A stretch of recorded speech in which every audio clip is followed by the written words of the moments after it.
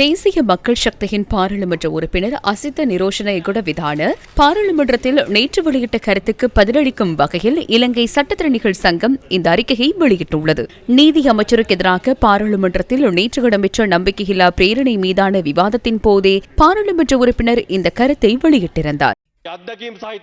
இன்று இந்த நம்பிக்கையில்லா தீர்மானத்தை கொண்டு வந்தது யார்? இந்த நம்பிக்கையில்லா தீர்மானத்தை கொண்டு வந்த ஐக்கிய மக்கள் சக்தியின் செயற்குழு உறுப்பினர் ஒருவர் உலக வரலாற்றிலேயே முதல் முறையாக லஞ்சம் பெற்றுக்கொண்டு தள்ளுபடி வழங்கிய பாராளுமன்ற உறுப்பினர். இந்த வழக்குகள் அனைத்தும் முன்னாள் அரசாங்கத்தில் இருந்த ஊழல்வாதிகளுக்கு எதிராக கட்டமைக்கப்பட்டுள்ளன. ராஜபக்ச ஆட்சியில் இழைக்கப்பட்ட குற்றங்களுக்கு எதிராகவே இந்த நடவடிக்கைகள் எடுக்கப்பட்டு வருகின்றன.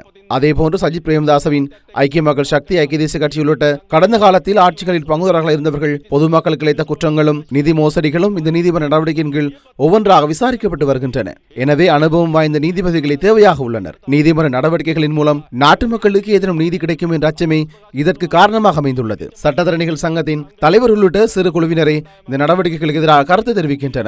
கடந்த வாரம் வியாழக்கிழமை சஜித் பிரேமதாசவுடன் ஒரு கலந்துரையாடல் இடம்பெற்றது. சட்டத்தரணிகள் சங்கத்தின் தலைவரான ராஜீவ் அமரசூரிய இதன்போது இணக்கம் தெரிவித்துள்ளார்.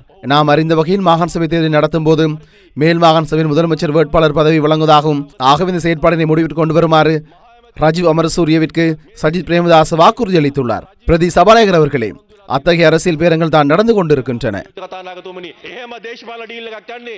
எவ்வாறாயினும் இந்த குற்றச்சாட்டுகள் முற்றிலும் பொய்யான, ஆதாரமற்ற, தீங்கிழைக்கும் நோக்கத்துடன் முன்வைக்கப்பட்டவை என சட்டத்திறனிகள் சங்கம் தெரிவிக்கின்றது. தம்மீது தொடுக்கப்படும் அரசியல் தாக்குதல்கள் வெற்றி அளிக்காது எனவும் இலங்கை சட்டத்திறனிகள் சங்கம் வெளியிட்டுள்ள அறிக்கையில் தெரிவிக்கப்பட்டுள்ளது.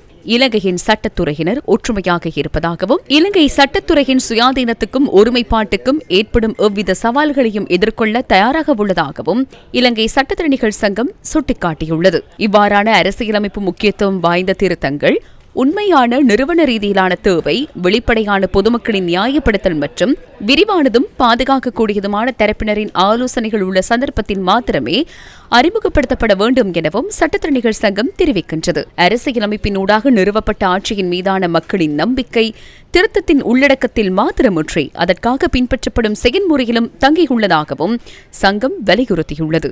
சிறப்புரிமைகளுக்கு பின்னால் மறைந்து கொண்டு விடுக்கப்படும் பொய்யான கூற்றை முடியுமாயின் பாராளுமன்றத்துக்கு வெளியே மீண்டும் வெளியிடுமாறும் சட்டத்திறனிகள் சங்கம் பாராளுமன்ற உறுப்பினர் அசித்த நிரோஷனவுக்கு சவால் விடுத்துள்ளது.